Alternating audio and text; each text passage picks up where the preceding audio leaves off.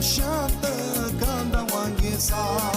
Câte cheamă Tana din Aur Maria, nopțele slonină din prea rățiți orcai, nopțele slonină din prea rățiți orcai.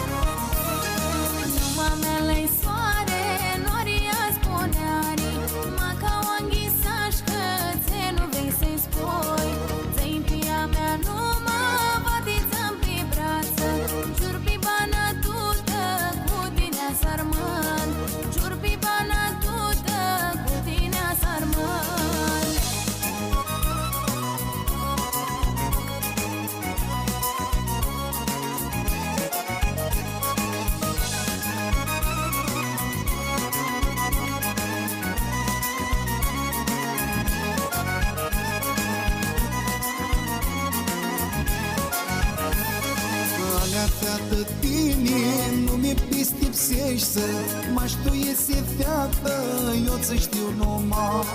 Când o da hârghia, îți dipiseaște, mintea mea chiruta greșește numai ta, mintea mea chiruta greșește numai ta.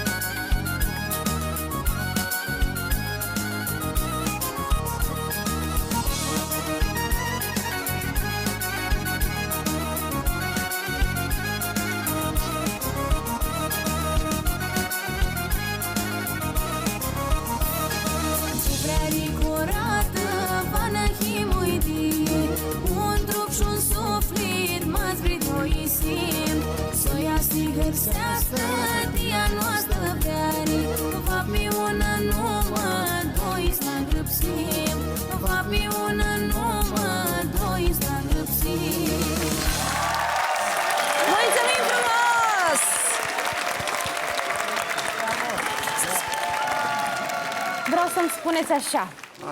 Cum se simte acest 2025 până acum? Foarte bine. Promițător?